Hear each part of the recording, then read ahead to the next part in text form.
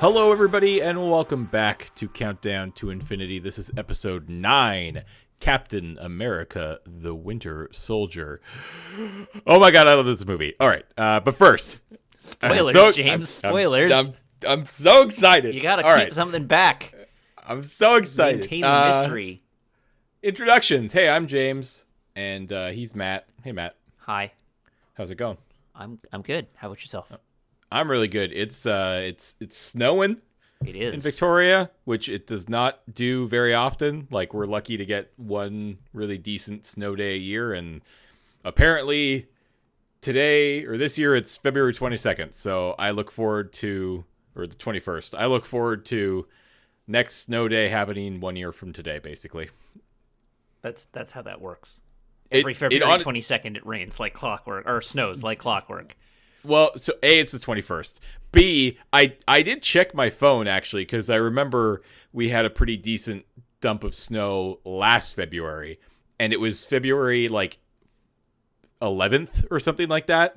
Like, it's right around the same time last year that we got a pretty healthy dose of snow. But it's snow. It's snow. It's nice and white. But it's fitting because it's the Winter Soldier. See, I brought it all back around. Yeah. Let's talk about the 9th movie in the MCU. Mm-hmm. This one was released April 4th, 2014, so it's coming up on 4 years old, which is kind of insane. This is directed by the Russos, who you will come to know and love.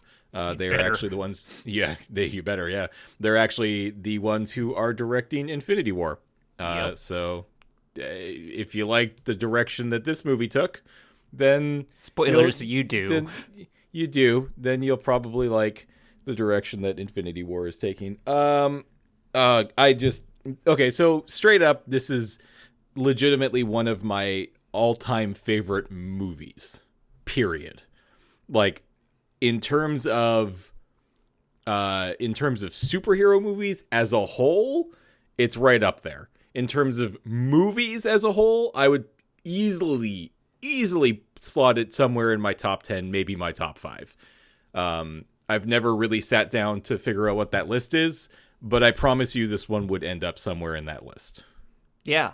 I mean, I love this movie. Yeah, we've come back around to basically the second perfect film of the Marvel Cinematic Universe. This movie is about as close to a perfect film as you can get. Yeah. It's so good. Everything in this movie is firing on all cylinders. It's intense, and it's exciting, and it's just the right amount of funny and just when it needs to be. And it's just it's gorgeous, and it's moody, but not in like a grimdark way. And this is a great movie. This is a very, very, very good movie, and it does so much to develop the characters of everyone involved as well. Like, Nick Fury gets a bunch, Black Widow gets a bunch. We get the introduction of Sam Wilson in this one, and he just vaults to the top of like my favorite characters in the universe. I love Sam,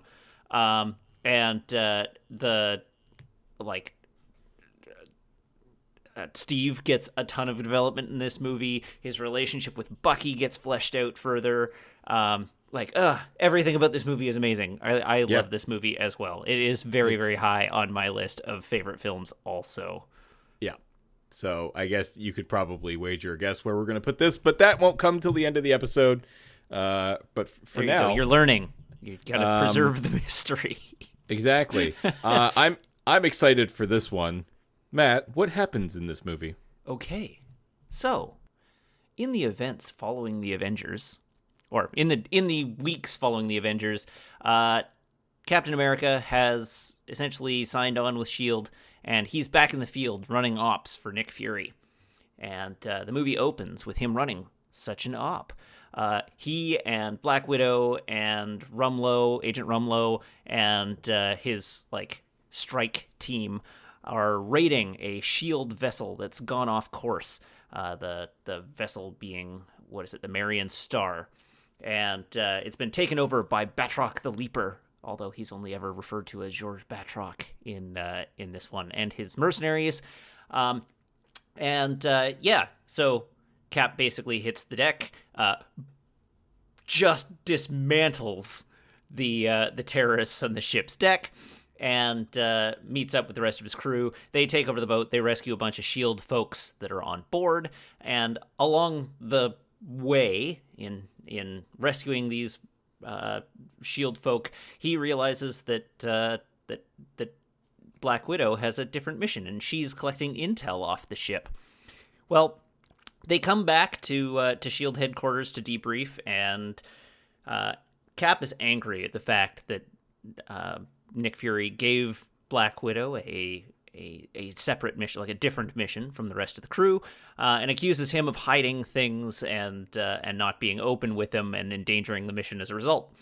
This leads Nick to tip his hand to Cap and show him the next big initiative that S.H.I.E.L.D. has in their pocket, Project Insight. 3 AI-controlled helicarriers that will launch and be able to eliminate threats before they occur.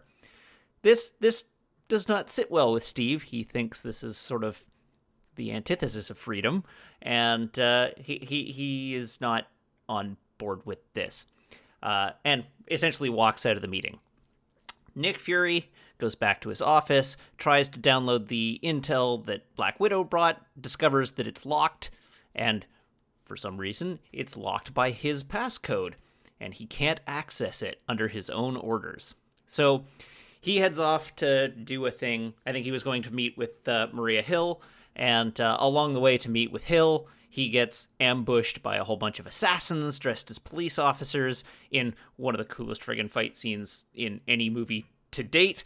Any MCU movie to date. And proceeds to have his car blown up by this secret assassin with a metal arm. He then retreats to Steve's apartment and lets Steve in on the fact that he thinks that Hydra has been compromised, or that S.H.I.E.L.D. has been compromised. While he's having this meeting with Steve, he gets shot 3 times, and Steve discovers that the Winter Soldier has been, or that this secret assassin is on the rooftop across the way. So he leaves Steve with the Agent 13, who was assigned to watch over Steve, and sets out in pursuit of the Winter Soldier.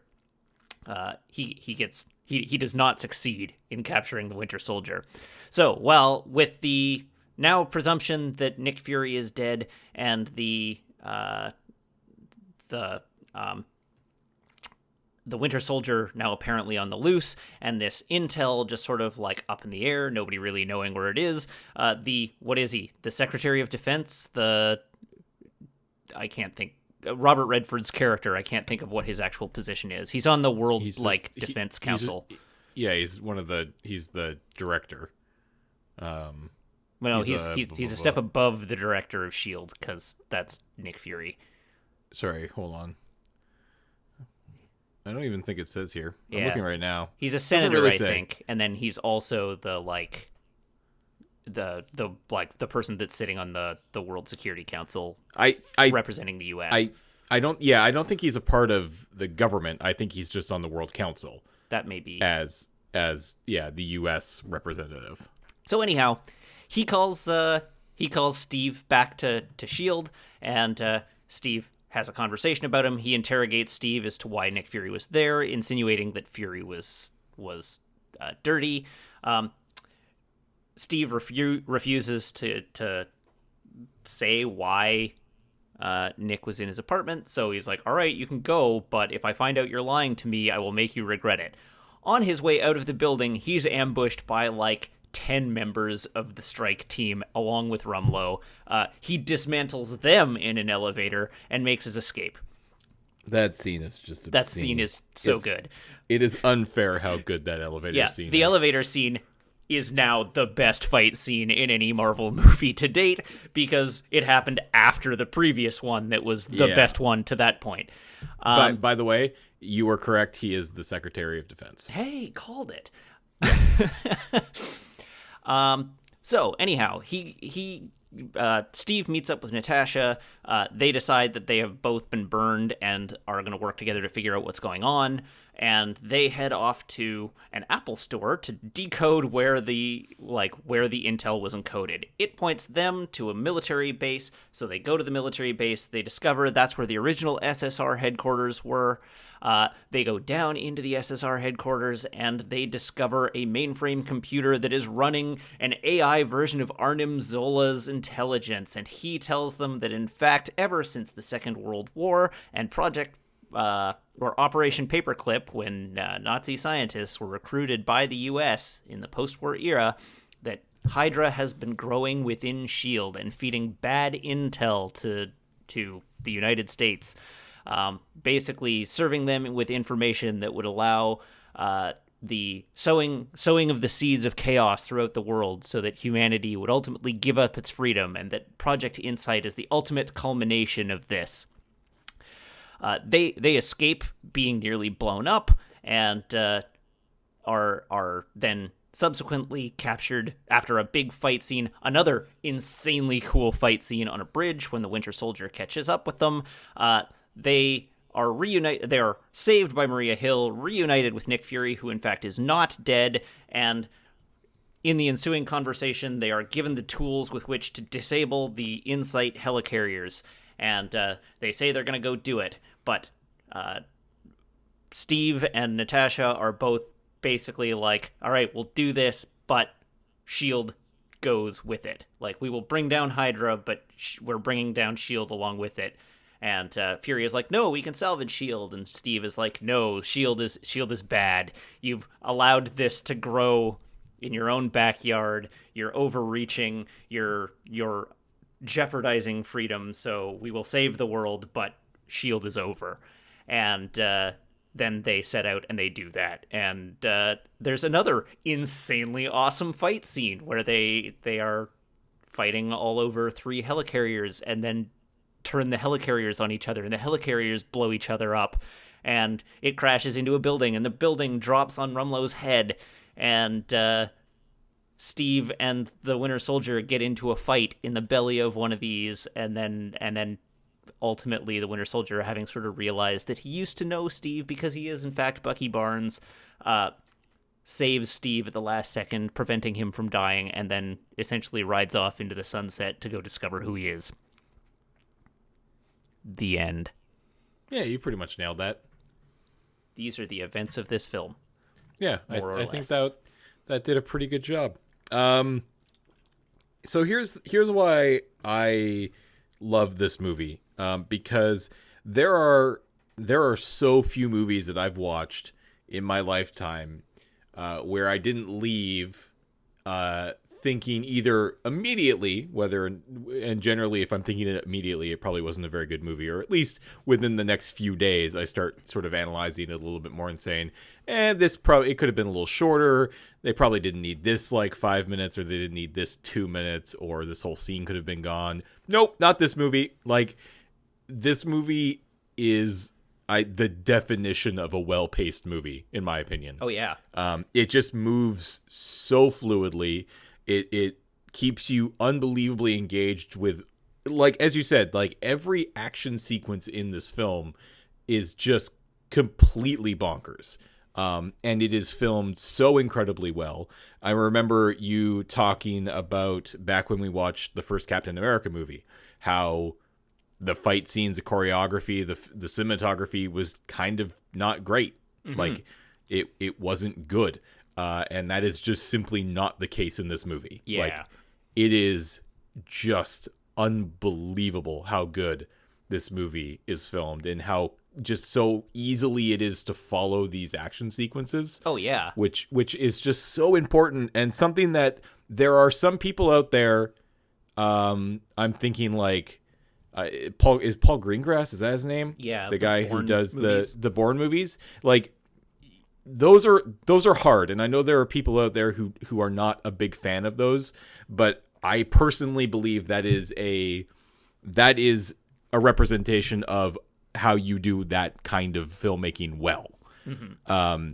And then there's ways of doing it not well, which a lot of people do. Where we just shake the camera to make things seem frenetic. Yeah, Michael Bay cough. Yes. Well, Michael Bay's gotten better at that. He has. Particularly with the move to 3D and the camera's getting too large to shake. Yeah, exactly. That's fair. But this movie, it's just the scene, the car chase scene with Fury is just obscene. When he boards the ship at the very beginning, it's just incredible. When he kicks people and they disappear. It's that there's that one kick on the boat that I will never forget. He kicks them and he flips off the rail. Yeah, it flips over the rail over the side of the ship. It's just the momentum, and it's just oh my God, that would hurt so much. Oh, that guy's dead. That guy is extremely dead. He did not survive that kick. I mean, I'd like to think he did, and he's gonna live a long and probably uncomfortable life. Thinking about what he did. Yeah. That guy's real dead. Yeah. One of the things with this movie is they're not shy about people being extremely dead in this film. That's fair. Yeah. Even in that scene, Cap is running around kicking people and hitting them with his shield, and there's the deniability that he has there, where it's well, maybe they survived. It's a comic book movie, but Black Widow is just straight shooting people in the face, and the strike team is also just, they've all got guns. They're just shooting people. The Winter Soldier is just shooting people. Falcon is just shooting people. But you know who they're shooting? You know who they're shooting, Matt? Hydra, they're shooting Nazis. Yeah, they're shooting damn Nazis, so that's okay. No, I'm not saying that there's anything wrong with that. It's they're bad guys. Yeah, but they aren't sugarcoating it. But yeah, it's not like Steve is going around being I can't kill people. No, he is a soldier, and he is murdering the hell out of people when it's called for.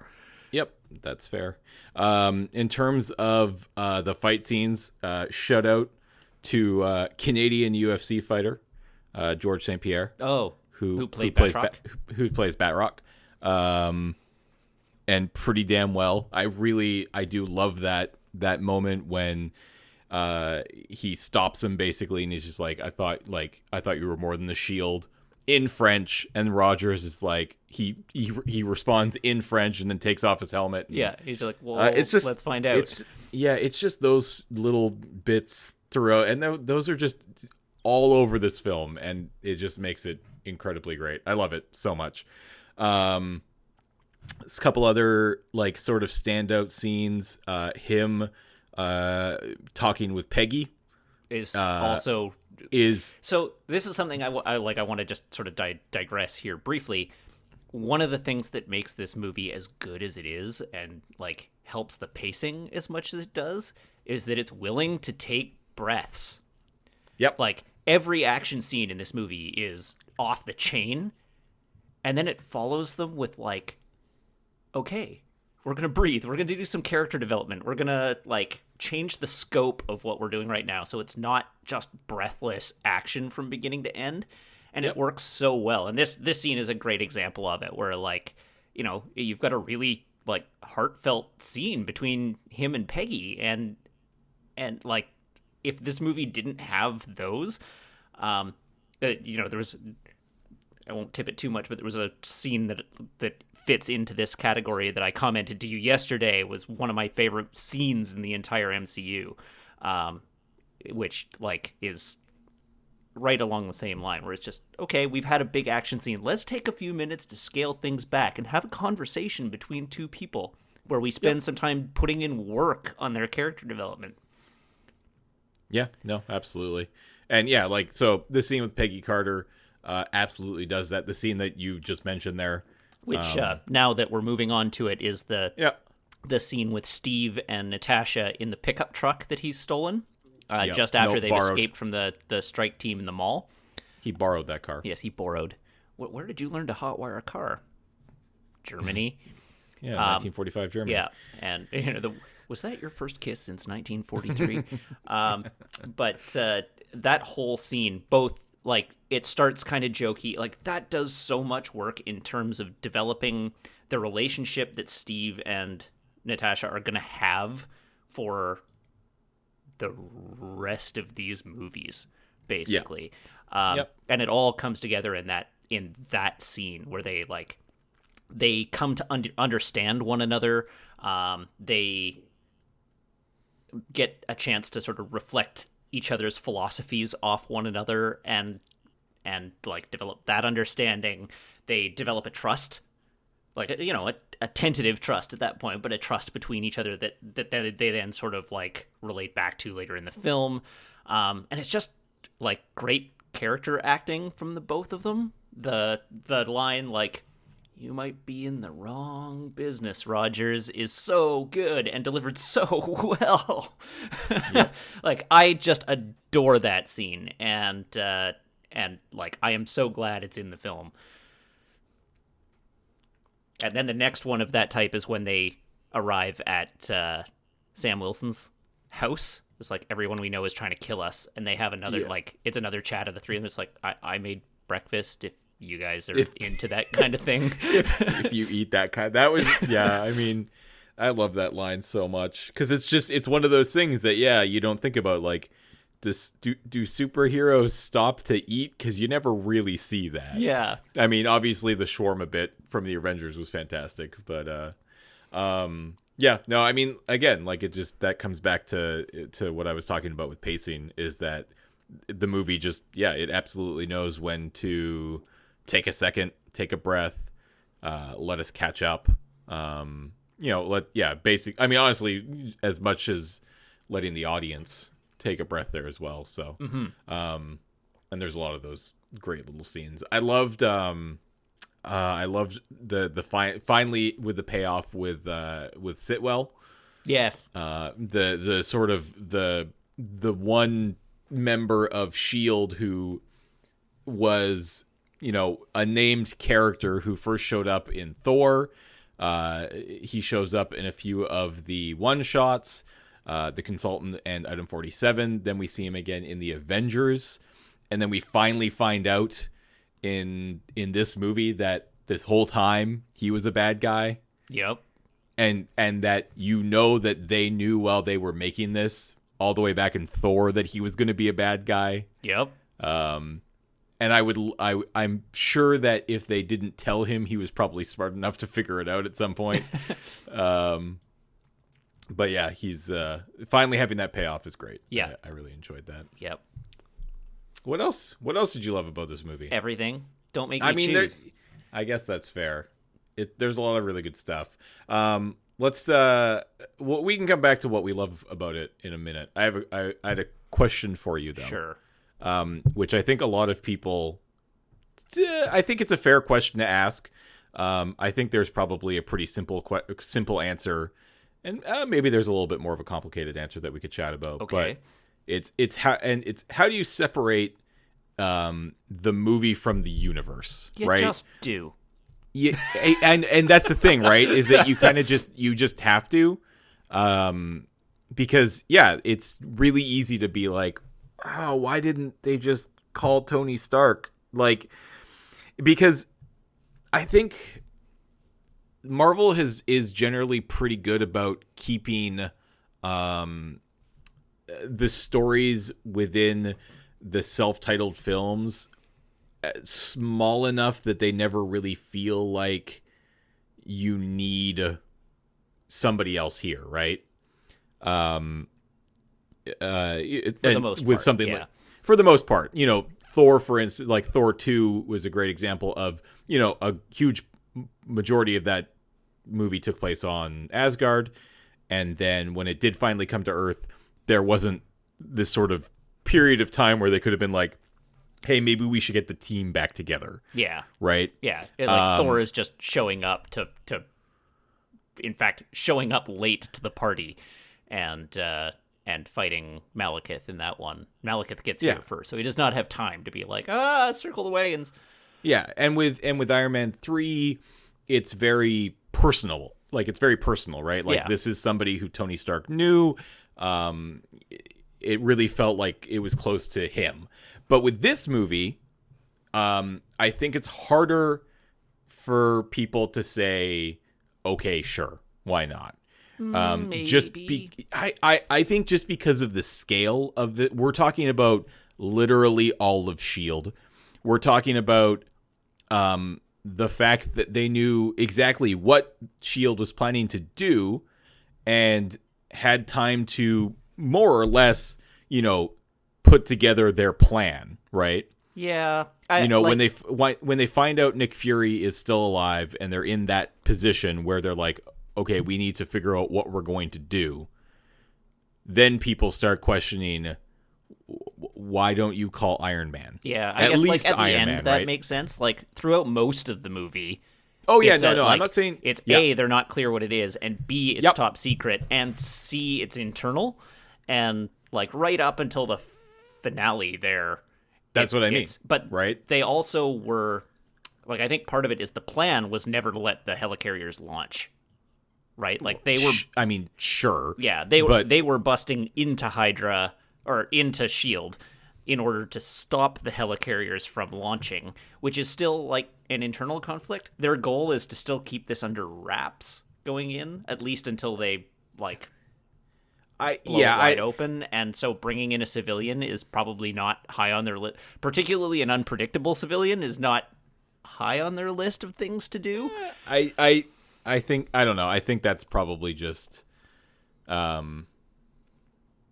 don't know.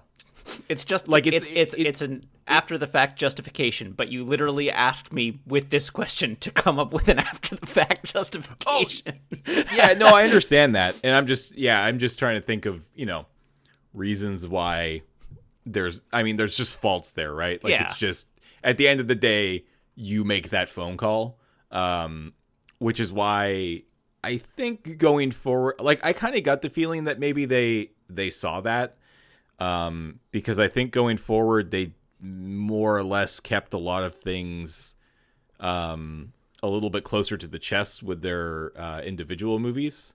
Yeah, so after this one, anything that's an origin story, it of course makes sense, or anything that's off Earth makes sense that they're not calling anybody in, right? Because they don't know anybody, they haven't been in the Avengers yet, and so on. Yep. So Ant-Man. They are not going to call Tony Stark to that. No. Because A, that makes sense. They have no way of getting a hold of Tony Stark, and B, we also know that Hank Pym hates his guts. Or hates, his dad's guts. So there's that, right? And they don't have any way to get a hold of secret agents or anything like that. So that sort of all explains itself away. Guardians of the Galaxy, they're not going to call anybody in. That's easy to just be like, well, obviously you can't marry those two, Guardians of the Galaxy, and we're gonna talk about this next week, right? Next week is Guardians of the Galaxy, the first one. Yes, it is. They're great movies and I love them, but they do feel fairly well removed from the MCU. Yeah, because they're happening on another planet. They're entirely new characters. They don't interact with anybody. So it's really easy to keep Guardians out of there. It was really easy to keep Ant-Man out of there. And then Doctor Strange. And then Doctor Strange. He wouldn't have known anybody yet. Yeah, and then you have Spider-Man Homecoming where, hey, look at that. There's Iron Man. Yeah, and Thor Ragnarok right? look at that. There's the Hulk. Yeah. So they started pairing people up more. Yeah, so I do wonder if maybe they wish, because I do feel like with the Winter Soldier, this story was bigger than just Captain America and Black Widow and the Falcon. We're talking about the organization that brought the Avengers together, completely crumbling under itself. Yeah. So I maybe they realized that. Maybe they realized that they scoped this one a little bit too big for just calling it a Captain America movie. Maybe. But then they basically double down. And the next Captain America movie is mostly just Avengers 2.5. So, right? Spoilers for the Civil War episode. I take issue with that classification. With Avengers 2.5? I'm going to argue that it's not. Literally the only reason I refer to there as Avengers 2.5 is because of how many people are in the film. I think it's a Captain America movie. Yeah, I think it is a Captain America movie. Yeah. I literally call it Avengers 2.5 because all the Avengers are there. Yeah.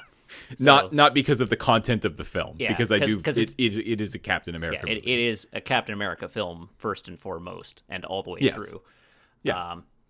And like that's one I'm looking forward to talking about when we get there. But this one, like all of the Shield affiliated heroes are in this one, right? Like it's already a team up film, because it is Cap and Black Widow, and then they make a military friend and bring him on it. Mm-hmm. There's like, and none of the other characters in the Avengers are Shield aligned. Right? Like, for all intents and purposes, Tony sort of begrudgingly worked with S.H.I.E.L.D. in the Avengers, but doesn't actually like them very much. I think at that point he's a little bit more on their side. I don't know. Literally, it's only Iron Man I'm thinking about in this situation that felt like would have been a good fit for this movie. I think it probably would have changed it for possibly the worst. Yeah. And I'm not arguing that it's a good idea. I'm just sort of throwing the argument out there that it's kind of silly that they don't make that phone call from a believability point of view. Yeah. From my point of view, you make that phone call. But that's fine. Make the phone call, and then he's like, what? Shield, why would I care? I got a company to run. Yeah, exactly. All right. What else? You got any nitpicks? No. It's a perfect movie. Are you kidding me? I have one nitpick. Okay. Other than the one that you just went through?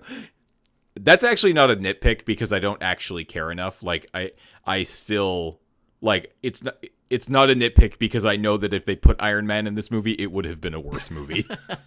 I'm just having that conversation for the sake of having it. Okay.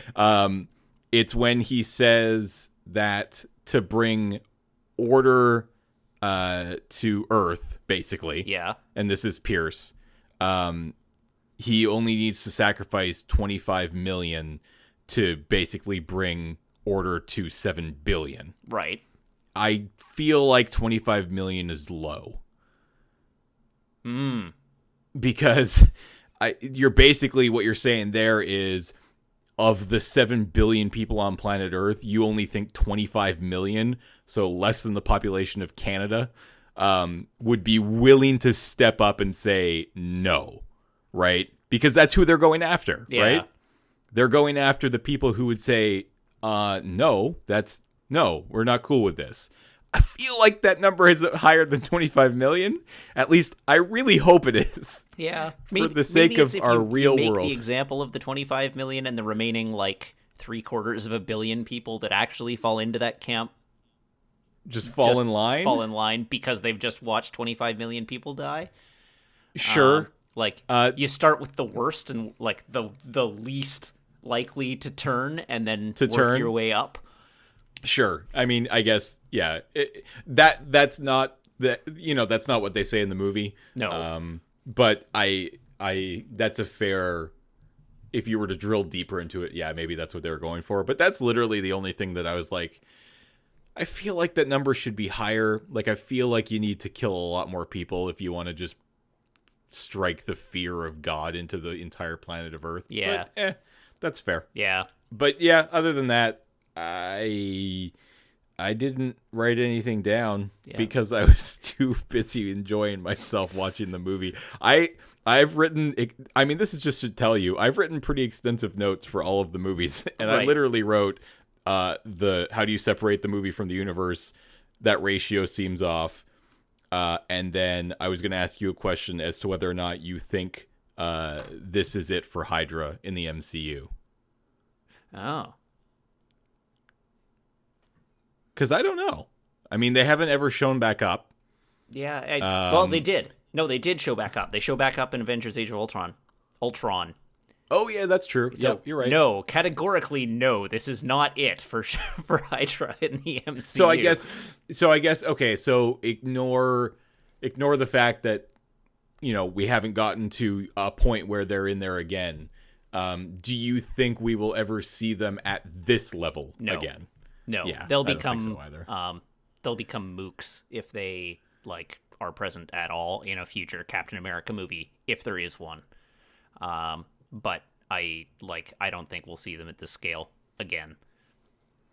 I mean, was it ever like blatantly made obvious that like, are we supposed to, because I just always assumed that we're supposed to assume that Pierce is who's in charge of Hydra at this point, right? Basically, yeah, he was their leader within S.H.I.E.L.D., so we know that much. Yeah, but we don't know if he was the leader. They never really make that clear whether or not he was the leader of Hydra as a whole. All of Hydra. Yeah. So I think you assume he is, but it's an interesting question. I mean, you sort of assume, if we factor in the post-credit scene, which is coming and we shouldn't really talk about yet, but we kind of have to because it's relevant here, is like Baron von Strucker is at the very least steps up into that leader of Hydra role after Pierce is gone. But the indication from the indication I get from the post-credit scene is that it's run more like independent cells. Yeah, so, well, I mean, like, and again, Strucker was sort of at the same level with his own S.H.I.E.L.D. facility, like each one, or with his own, essentially like cell within another S.H.I.E.L.D. base. Yeah. And so, like, yeah, maybe because Pierce was the highest-ranking government official, and in the Triskelion itself, he was the leader. But cut off one head to rise in its place. Kill him, and suddenly you've got two more Hydra leaders elsewhere in the world. So, maybe. I mean, we've briefly discussed the television side of the MCU a few times, and I know that, for instance, cleaning up Hydra was sort of where Agents of S.H.I.E.L.D. took over. Yes. Directly after, because Agents of S.H.I.E.L.D. came out like probably the television season, so like late 2013 is, I guess, when Agents of S.H.I.E.L.D. started, because the first half season was just Monster of the Week kind of boring, and then they caught up to the MCU and tied that in, because that obviously is, you can't ignore that, right? Yeah. If your show is Agents of S.H.I.E.L.D.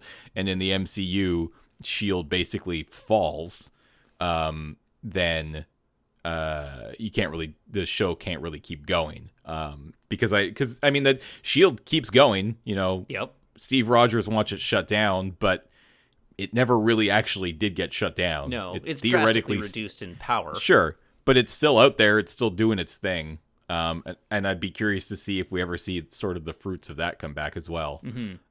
Because more or less we haven't really thought about S.H.I.E.L.D. since. I mean, this is the last movie that we've seen Fury in, right? Nope. You don't remember Age of Ultron much at all, do you? Was he in Age of Ultron too? Sure was. Man, I do not remember that movie at all. Huh. Yeah. All right. I am pretty legitimately excited about seeing Age of Ultron, because I don't ever think I saw it a second time. Oh. Maybe I just never saw Age of Ultron more than once. That could do it. And if no, that's a lie. I did see it twice. I just saw it twice in theaters. So you haven't seen it again since it was in theaters? I don't think I've seen it like all the way through since it was out of theaters. So interesting. I'm now excited because I really don't remember that movie a whole lot. So it's pretty good. All right.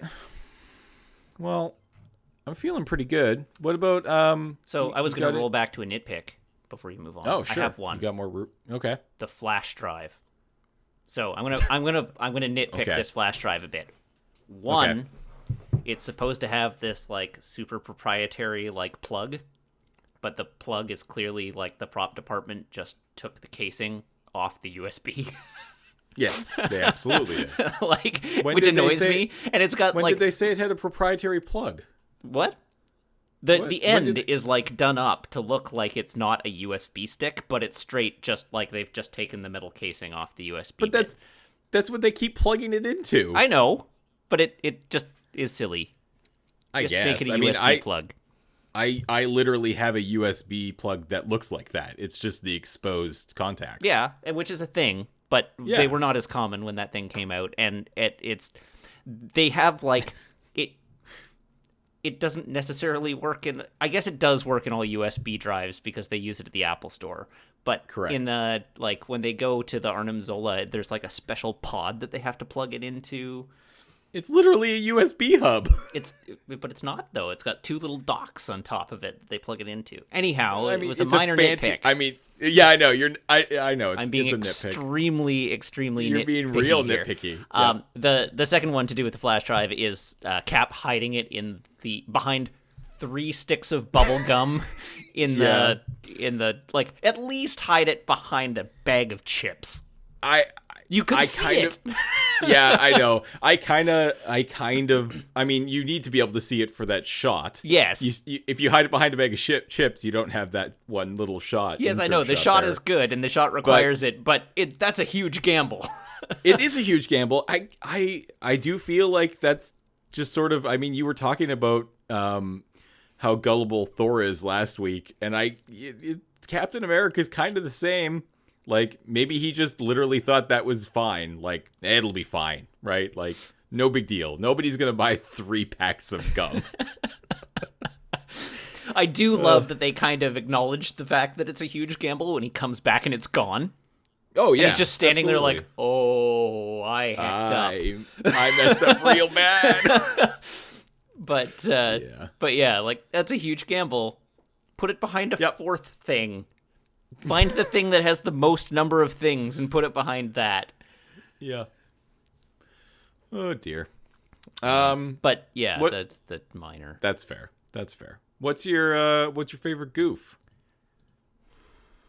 There aren't that many goofs in this one. What's your goof of choice? This one's very serious. Possibly the one I tweeted, which was Specimen. Oh yeah, the guy in the Apple Store is great.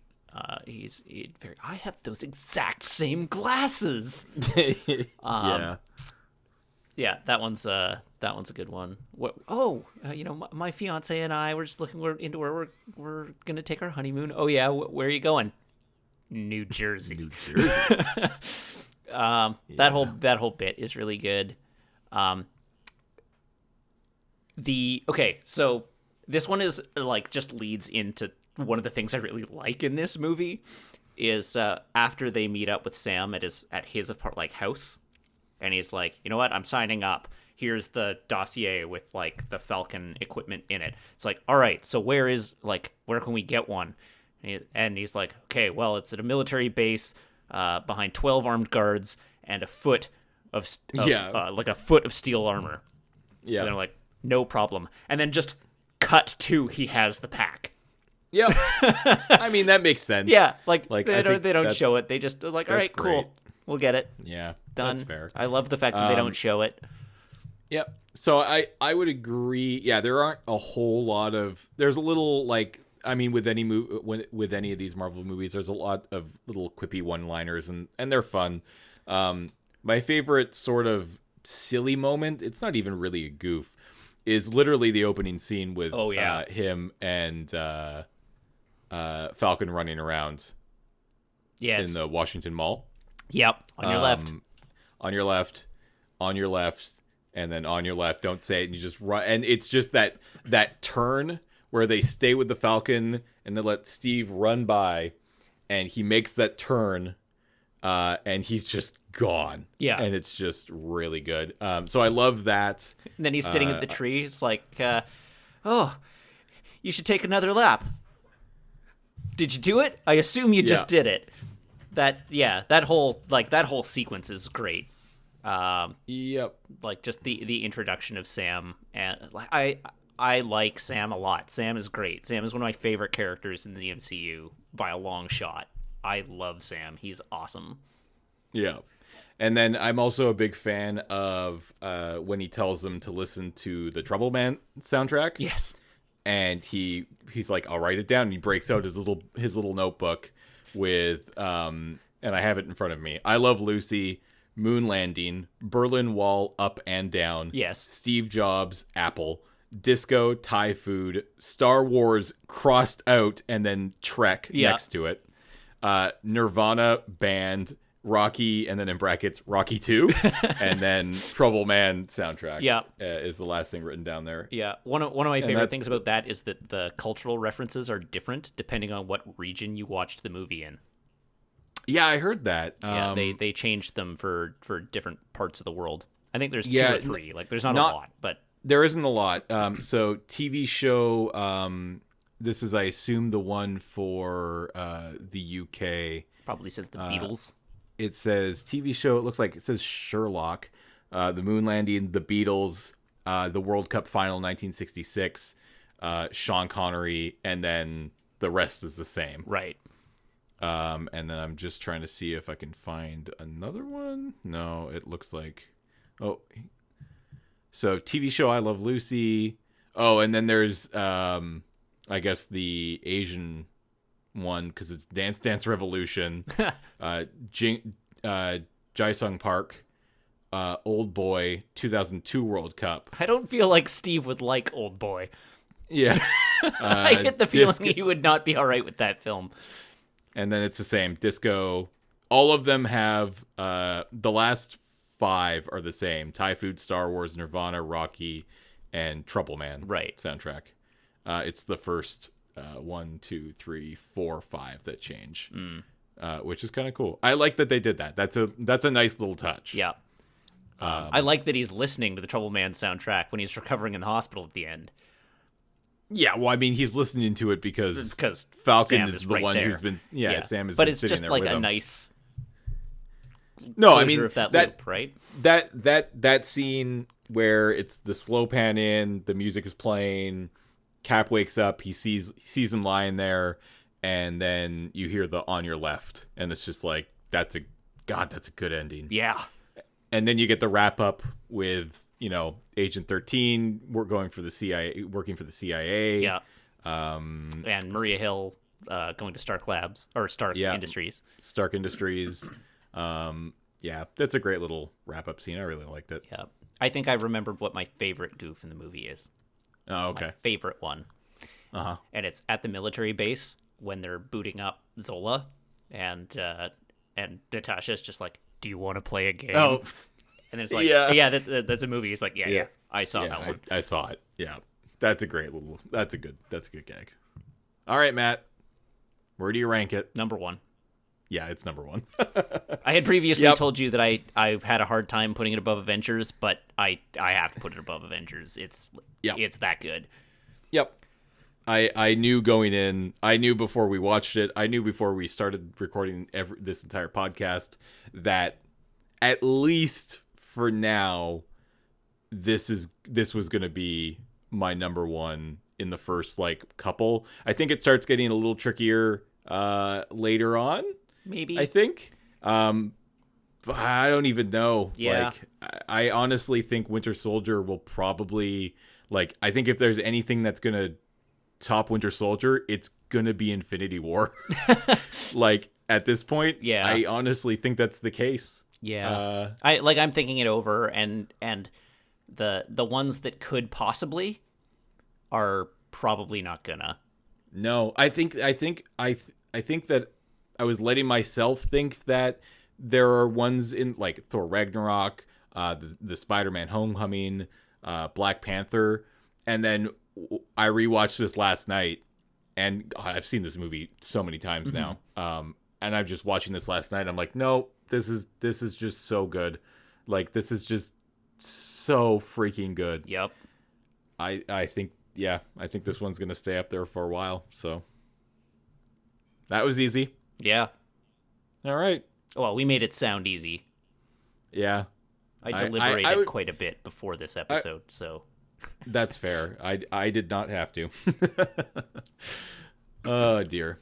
But okay, I think that's a good place to wrap it up. Okay. We have ranked the movie. We have talked about the movie. We have gushed about the movie. I think we both love this movie. I think you're right.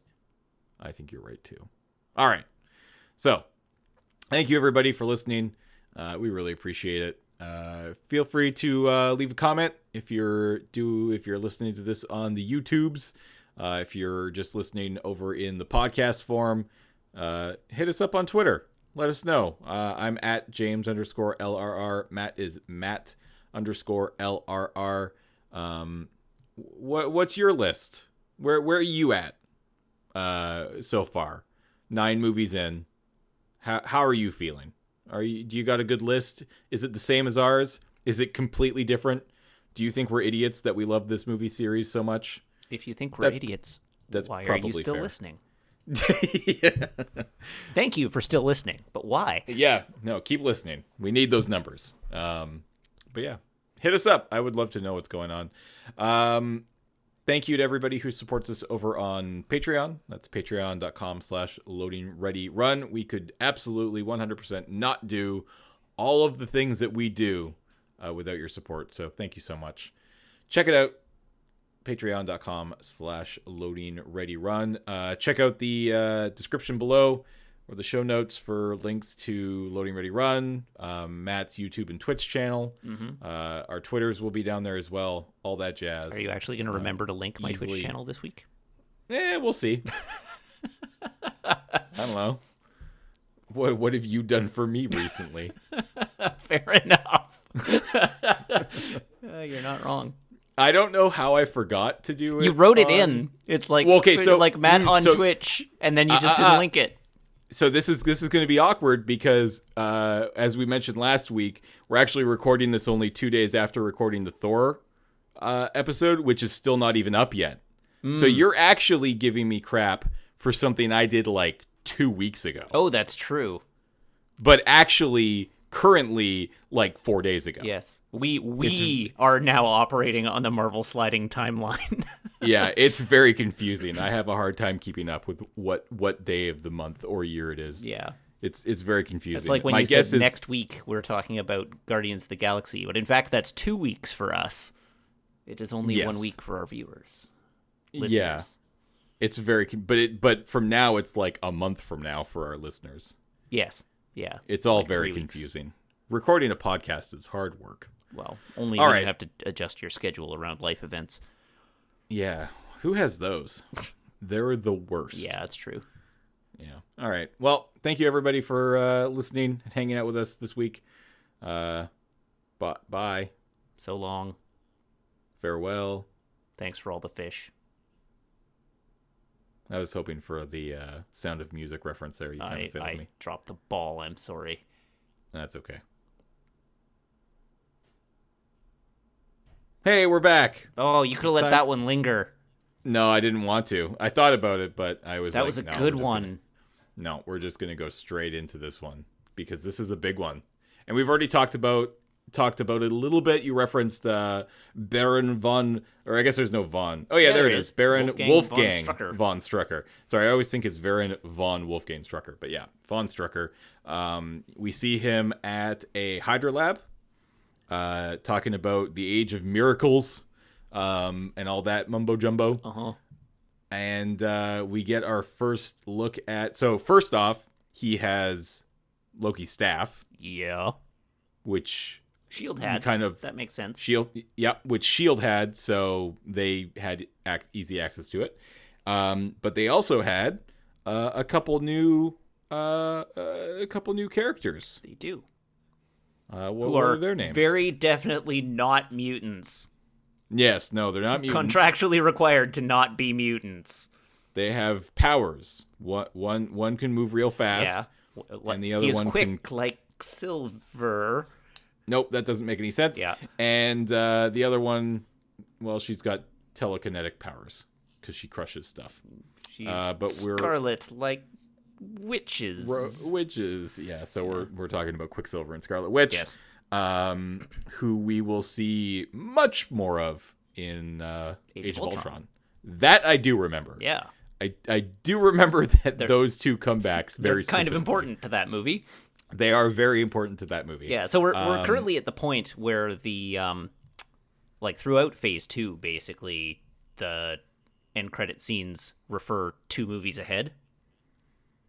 Yes. Like I guess Iron Man didn't because it was sort of standing on its own. But in the case of Thor, weird. It refers ahead to Guardians of the Galaxy, and then in the case of this one, it refers ahead to Age of Ultron. Yeah.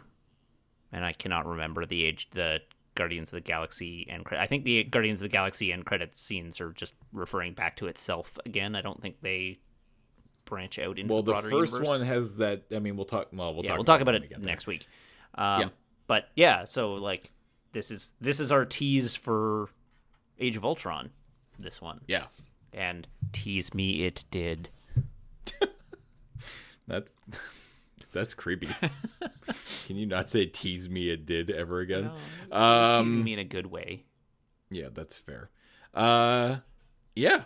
But no, this is another one of those big ones. And nice to see, still reeling from the just terrible post-credit scene from Iron Man 3 that did nothing. I'm still angry about that now. I had forgotten that it was so boring and terrible. I reopened that wound. Yeah, apparently. But I'm excited. Age of Ultron, we got a few weeks to go, but we're going to get there. And when we do, it will have these 2 characters in it. Only 2 or weeks. 3 characters. Actually, 3 characters, sorry. Yeah, Strucker's in it too. Because Strucker's there, so I'm excited. Briefly. Yes. Spoilers. He isn't there for very long. All right. Okay, now we're actually done. Okay.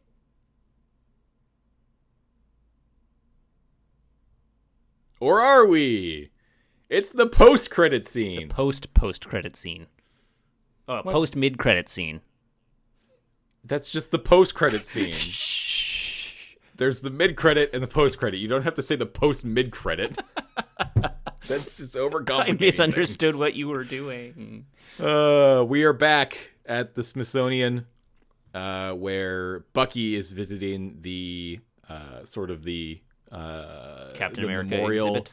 The Captain America exhibit, but more importantly, the Bucky Memorial. Yes.